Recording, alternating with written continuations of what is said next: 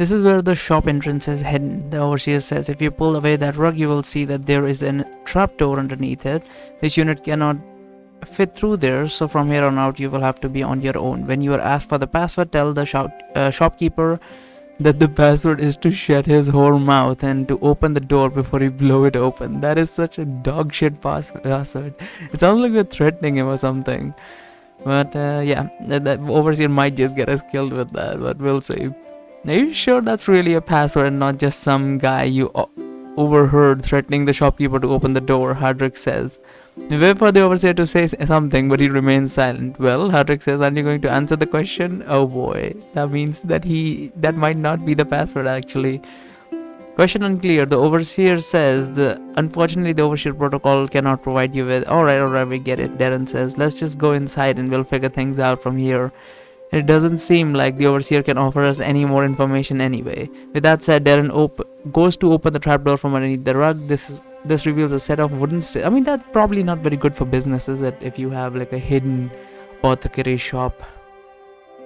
How does he even conduct business? Does he sell something that's like super expensive or like illegal? That's why he has like an exclusive shop or something. Even then, it doesn't make sense to have like an underground secret shop just to sell like herbs and shit. Alright, maybe he sells skooma or something. Don't say he offers any more information. With that said, Darren goes to open the trapdoor from underneath the rug, and this reveals a set of wooden stairs leading to a basement below the house.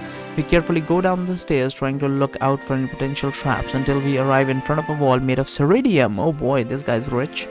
Unless he carved out found a cave or something underground. There are a lot of ceridium caves here. If what the overseer said is true, then this is most likely a secret door leading to the shop. Hello? Darren says in a loud voice. Could you please open the door? We wait for a few seconds, but there is only silence. Seeing that the shopkeeper is not planning to answer him, Darren calls out to him again. We know that you have a hidden herbal shop back here. Darren says, listen, we just have to take a quick look at your wares. We have a lot of money with us. I promise that we can make it worth your while. After a few more seconds of silence, the shopkeeper finally decides to speak, with his voice being barely audible from the other side of the wall. What is the password, he says. Tell the shopkeeper that the password is a drunk orangutan wearing a party hat. That's hilarious. Tell the shopkeeper that I already gave him the password, that he said it was correct. We're trying to gaslight him or something? Tell the shopkeeper the password is to shut his whole mouth and open the door. Sure. Okay, the password is to shut your whole mouth and to open the door before you blow it open. I shout loudly so the shopkeeper can hear me. You got some nerve to threaten me like that in my own shop's doorstep, the shopkeeper says. Want to know what happened to the last guy who said those words to me? Wait, I think we might have gotten off the wrong foot, I say. I wasn't trying to threaten you or anything. I actually thought that was the password. What kind of fool do you take me for? The shopkeeper says. Only a complete imbecile would possibly believe that a phrase like that has any chance of being a genuine password. Get the hell out of here before I call the guards. I think, well, I didn't know his secret shop was known to the guards. I'm very confused about why he has a secret shop as an apothecary, but okay. I seriously thought that was the password. That sounded about right. But yeah, I highly doubt it would have been drunk orangutan, so it doesn't matter which option we chose, we probably would have ended up on this page anyway. Here's an idea, Hardrick says to us in a low voice. Why don't we just forget about the password, smash through the wall instead? I bet I could shatter into pieces a single punch. And then what? Darren says, also making sure to keep his voice down so that the shopkeeper can't hear him. Steal the herbs from him because he most certainly isn't going to sell them to us after we've destroyed his shop. Hey, even if he refuses to sell them to you, you could just take the herbs and leave the money on the counter, Hardrick says. Technically, it would be the same as buying the herbs without all the hassle. That just sounds like stealing with extra steps, Dan says. It's not stealing, man. Come on, Hardrick says. You're giving him the money. What more could he want? Are you seriously trying to say that some shopkeepers' whims are more important than the lives of those people that you're trying to save? Darren says, fine, you're right, you're convinced. We just go ahead and smash the wall already. I can tell that you've been looking forward to it ever since we came in here. Damn right I've been looking forward to it, Hardrick says. It's been way too long since I got to shatter one of these. I mean, isn't going to be a problem. It's going to make a loud sound. The guards are going to come running, especially because Barry cannot hide his aura, so he's probably going to be super visible to everyone. Then again, there's a lot of ceridium down here, so maybe not. Alright everyone, stand back. I'm about to test the ceridium ball's durability. He then readies his fist and he punches the wall with enough force to make it crumble to pieces in a matter of seconds. On the other side of the now shattered wall, an old man with a short grey beard behind a counter is looking at us, too shocked to speak, while Hardrick is calmly dusting himself off. In terms of durability, I'll give this wall a 6 out of 10, Hardrick says in an unimpressed tone. Not too terrible, but not that great either. Hey look, there really was a shop back here. As Hardrick walks over the rubble, we move to follow him. We see that the room behind the crumpled wall is full of shelves containing many different variety of herbs. There also seems to be a door on the other side of the room, which likely leads to some kind of storage. As the shop owner is finally mustering up the courage to speak, I can't help but notice that the door to the storage room is slightly open. Do you have any idea what you have? The shopkeeper says, but his voice gets drowned out by Melindra, who is now shouting loudly while looking directly at the door on the other side of the room. There's no use trying to mask your aura, Royal Guard, Melindra says. I can sense you're hiding in that room behind the counter. How about you come out slowly with your hands where we can see them and nobody will have to get hurt? Fine, you got me. We heard the voice of Loirang, the dark-skinned guard from yesterday. I'm coming out. When the Royal Guard exits the storage room, we see that he's holding his hand above his head like Melindra told him, although it probably wouldn't take him more than a second to grab the two long swords that are hanging from his hip in case of a fight.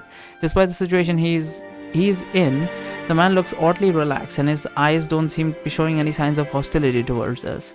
You seem awfully calm for a man that just has been ambushed by a group of enemies, Kate says while eyeing him suspiciously. Hey, nobody says that we have to be enemies, Lorang says. You all seem like a smart bunch, maybe we can cooperate.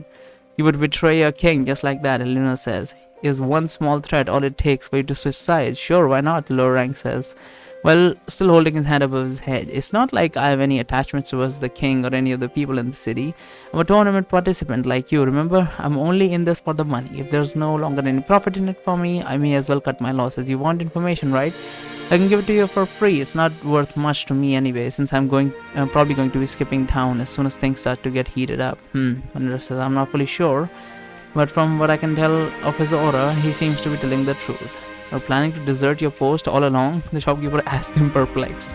Of course, Loirang says. Wasn't Loirang one of the guards that was sitting around and wasn't doing anything when we were fighting the 3 royal guards? He was the 3rd royal guard and was just chilling out or something. Wasn't that Loirang? Why did you think I came here in the first place? I wanted to stock up on some rare herbs before I left. Is Gontok in on this too? Hardrick says. Is he also planning to betray the king and leave the city? Nah. Lorang says Gondrak has other plans. He wants to become the king's most trusted man so that he can eventually manipulate him into attacking and conquering the other kingdoms of Arathia. When we first came in here, he told me that it disgusts him how all these technologically advanced relics are being wasted on defending the city when they could be used for much more. I suppose that makes sense given Gontok's personality, Hardrick says. Never mind Gontok's motivation, Darren says. Tell us something that can help us beat the royal guards, please. What do you know about their plans? Plans? Lorang said, what plans? The king put a master from Thelius in charge of all the strategies. That guy's a complete well, there was no complete, but I'm gonna add that. The guy's a complete moron. The only thing he actually organizes the order in which the guards are raiding the civilian houses. He has no real strategy for what we are supposed to do when we are supposed to fight you, and the captain can't even keep half of his current troops under control. In all likelihood, Gontok is probably going to charge ahead like he always does, and the others will need to rush after him to back him up. Aside from this, all depends on how well you'll match up against each individual royal guard. I mean, you already saw how well you handle yourself against Gontok and the captain, so I'm not exactly sure what you're expecting to accomplish. We were caught off guard yesterday. Normally we should be able to beat those 2 easily. I mean, that's not true. What are you talking about? We mobbed the 4 with them yesterday. What are we expecting to accomplish is none of your business. Yeah, that still sounds bitch made, but sure, I'll go with that. Hey, what you do with your own lives is your choice, Lorang. I'm just saying that maybe you should give it a little more thought before you engage in another societal battle, you know. Not to mention, but I honestly think that even if you had fought the captain alone yesterday, he still would have won against you. It's only because we weren't familiar with that. Or why are you telling away your own secrets? What the fuck? It's only because we weren't familiar with the aura manipulation technique that he was using, and we didn't know how to counter it at the time, Ben says. This has changed since then, yeah, and I did a bit of training last night in preparation for my next fight with Gontok, Hardrick says. I guarantee that this time it won't end well for him. Nolan says sarcastically. I'm sure a night's worth of training is going to do a world of difference. Anyway, if you want information on the other royal guards, I can tell you that one of them always wears black robes, and he has several different rings on his finger that help him use various types of magic. So far I've seen him use short-range teleportation, dizziness spells, weapon enchantment, a spell that helps him mask his presence, a spell that allows him to conjure swords out of nowhere, and to send them flying towards his adversaries.